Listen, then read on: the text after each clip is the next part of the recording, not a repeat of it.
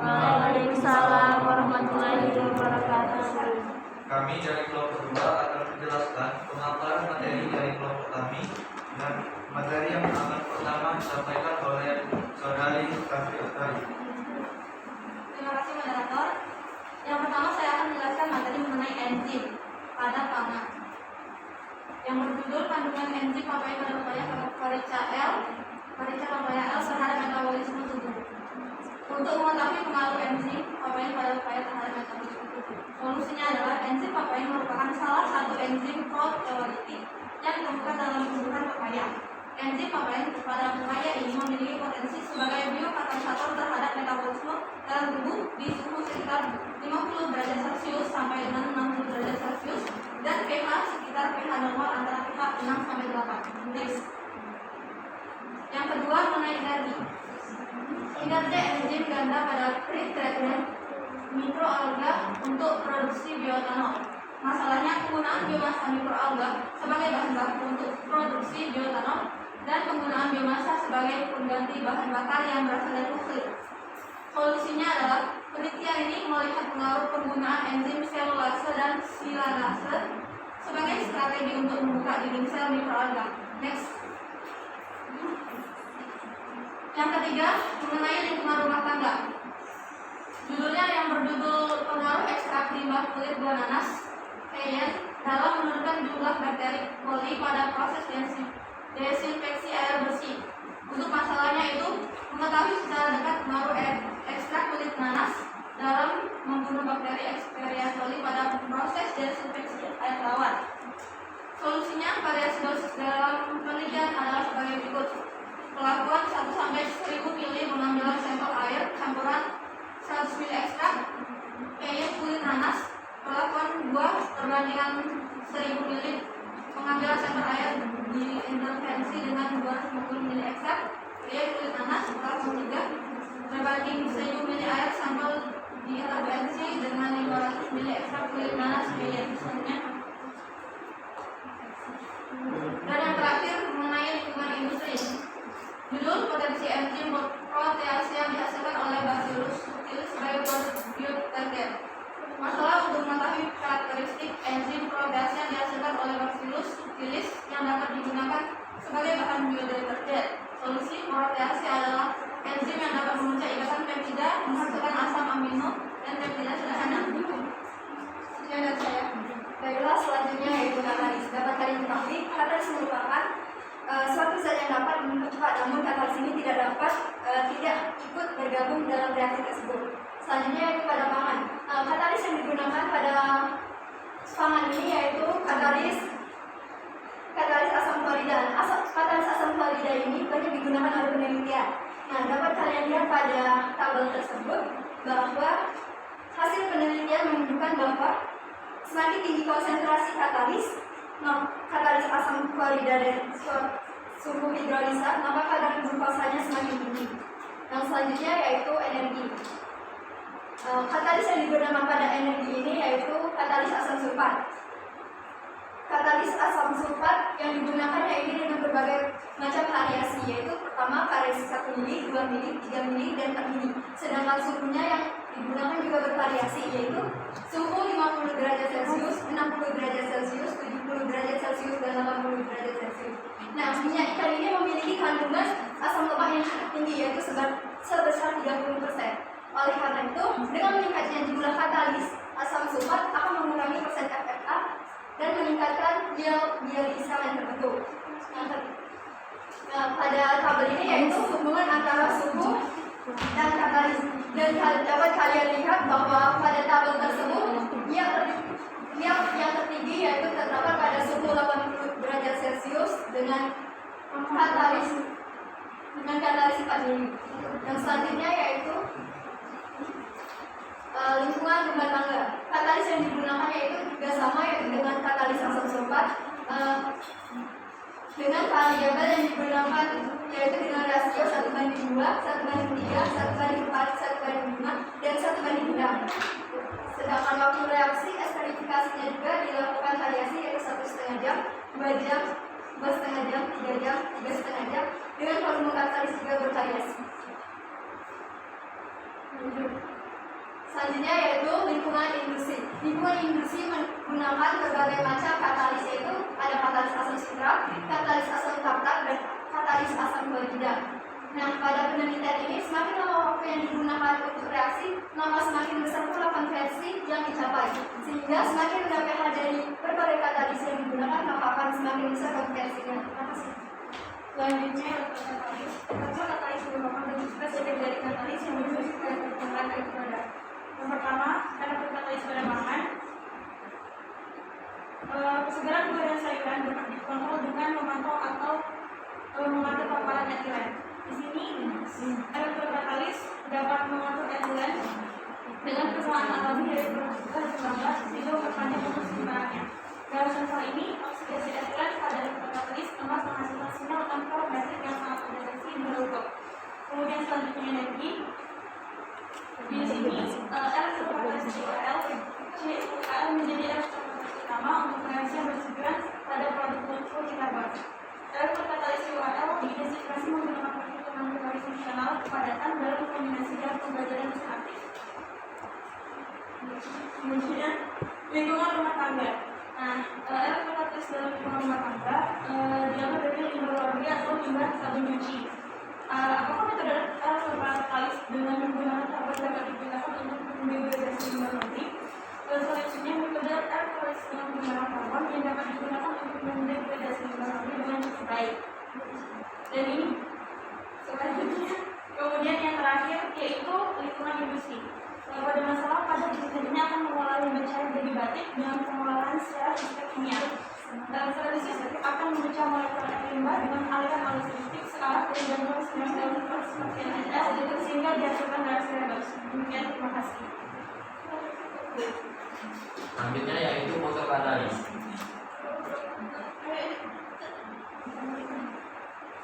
Fotokatalis dalam pangan, masalahnya apakah fotokatalis dapat menjernihkan minyak jelantah? Nah, dengan menggunakan fotokatalis TiO2 terjadi penurunan nilai absorbansi yang mengindikasikan terjadinya penjernihan minyak jelantah. Proses fotokatalis menggunakan lapisan tipis TiO2 yang berhasil menjernihkan minyak jelantah sampai 97%.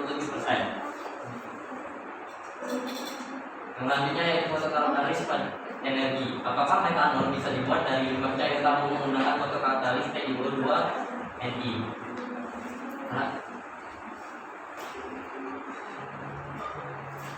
Hasil penelitian menunjukkan bahwa limbah cair tahu bisa digunakan untuk pembuatan metanol dengan bantuan fotokatalis TiO2 Ni. Hasil fotokatalis limbah tahu adalah metanol dan aseton. Katalis dengan aktivitas optimum untuk memproduksi metanol tanpa produksi samping aseton adalah katalis dengan rasio mol TiO2 Ni 99:1. Selanjutnya yaitu fotokatalis lingkungan rumah tangga. Bagaimana proses penurunan kadar surfaktan secara fotokatalis TiO2? Surfaktan dapat didegradasi dengan menggunakan fotokatalis TiO2 dengan membuat 3 konsentrasi yang berbeda. Yang terakhir yaitu fotokatalis lingkungan industri. Apakah efek dopan pada fotokatalis dapat meningkatkan fotodegradasi limbah cair pada industri tekstil? Fotokatalis dengan ditambah dopan akan mengakibatkan degradasi pada limbah. Efisiensi degradasi metilen blue meningkat setelah ditambahkan dengan dopan Cu2+ menjadi 72%. Sekian dari saya, terima kasih. Baiklah, selanjutnya adalah autokatalis, yaitu katalis yang berasal dari produk dari reaksi itu sendiri. Selanjutnya adalah pada bidang makan, yaitu solusi dari masalah yang didapatkan adalah enzim protase terdapat dalam ekstrak renen aseptor disebut sparrenin. Bahan renen dipengaruhi kadar elektrolit yang tinggi. Oleh sebab itu, larutan garam NaCl sering digunakan untuk ekstrak protein. Aktivitas maksimum enzim berada pada suasana pH asam stabil pada pH 5, sedangkan pada pH 3-5 renin mengalami autokatalis. Next. Selanjutnya pada bidang energi, solusi dari masalah yang ditampilkan adalah cara yang digunakan untuk mengetahui pengaruh hidrotermal dengan variasi suhu yang digunakan adalah 180, 200 dan 220 dengan rasio biomasa air 1/5 dan presiden pada waktu 60 menit dengan posisi bantuan reaktif. Sekian presentasi dari kelompok kami. Selanjutnya adalah sesi tanya jawab.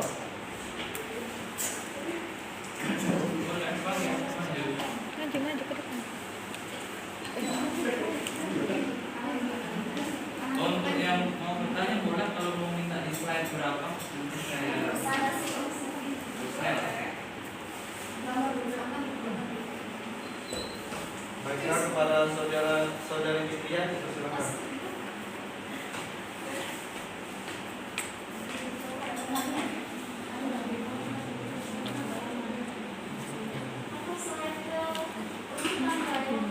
Apa? Katalis.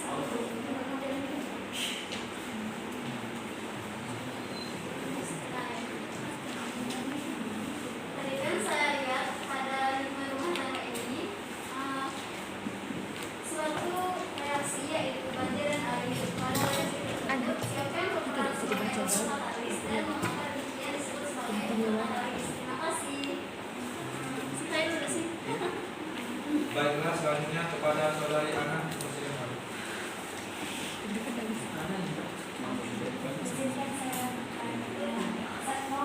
Besar suaranya. Pertanyaannya adalah bagaimana enzim dapat menurunkan energi aktivitasnya pada suatu energi. Terima kasih.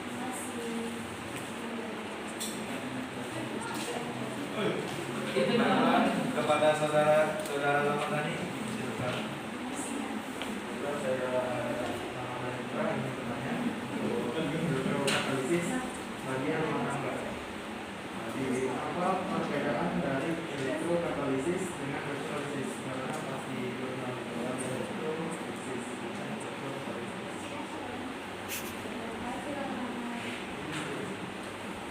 Baiklah, selanjutnya kepada saudara Lengga, dipersilakan. Baik, saya bertanya pada slide 12. Iya.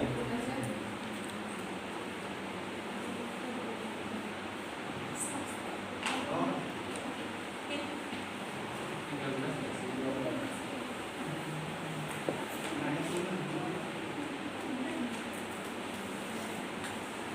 Nah, di situ terletak ada 2 pipa. Jadi pertanyaan saya adalah bagaimana hubungan antara suhu dan katalis? Terima kasih.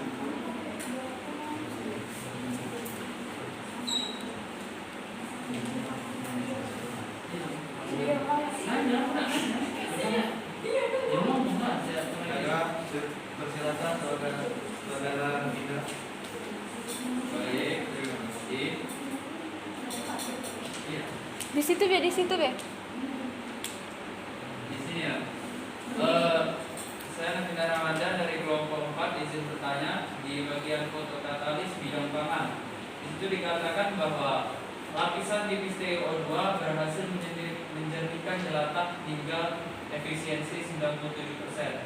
Tolong berikan perhitungannya bagaimana bisa dapat 97%. Terima kasih.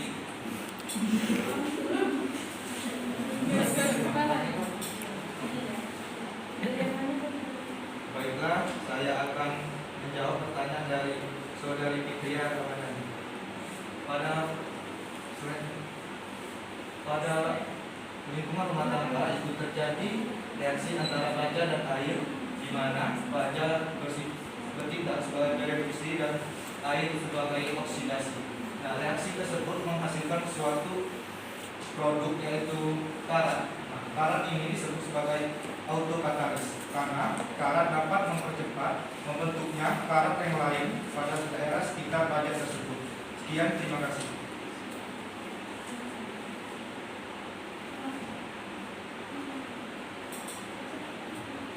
Baiklah, saya akan menjawab pertanyaan dari Ana pada slide ke-6 mengenai energi. Pertanyaannya yaitu bagaimana enzim dapat menurunkan energi aktivasi pada suatu reaksi. Jawabannya, penurunan energi aktivasi dilakukan dengan membentuk kompleks dengan substrat. Setelah produk dihasilkan, kemudian enzim dilepaskan. Enzim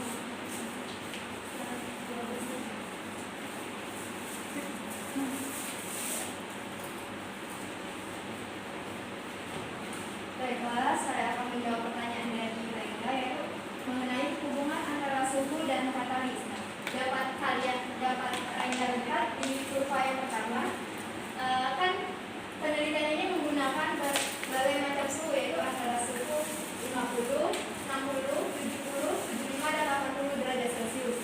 Nah, dapat dilihat bahwa yang paling tinggi yaitu pada suhu yang 80 derajat Celcius. Sedangkan yang di grafik kedua, nilai yang paling tinggi yaitu pada 4 mili. Nah, hal ini sesuai dengan hukum Arrhenius bahwa laju reaksi itu sebanding dengan suhu reaksi, di mana suhu reaksi semakin tinggi, maka konstanta laju reaksi juga akan semakin besar, sehingga laju reaksinya semakin besar. Dan nilai yang tertinggi pada jumlah katalis yang 4 mili ini juga itu semakin tinggi. Terima kasih. Apakah saudara Rengga mengerti?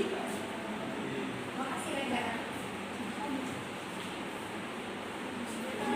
Baiklah, di sini saya akan menjawab pertanyaan dari saudara Nabila.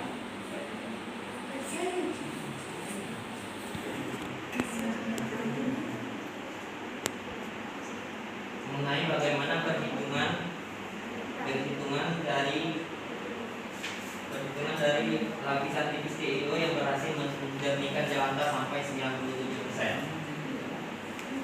Di mana untuk mendapatkan perhitungan 97% ini menggunakan rumus A0 dikurang AT per A0 dikali 100%. Di mana A0 ini adalah absorbansi tanpa penyinaran dan AT adalah absorbansi setelah penyinaran. Nah, A0 di sini ialah 4, sedangkan AT di sini adalah 0,126. Sehingga 4 dikurang 0,126 dibagi 4 dikali 100% didapatkan nilai dengan sebesar 96,85 atau dibulatkan jadi 97%. Sekian dari saya. Apakah jelas saudara Nabila? Alhamdulillah. Baik, terima kasih. Sekian presentasi dari kelompok kami. Apabila ada salah kata, kami mohon maaf, dan kepada Allah kami mohon ampun. Assalamualaikum warahmatullahi wabarakatuh.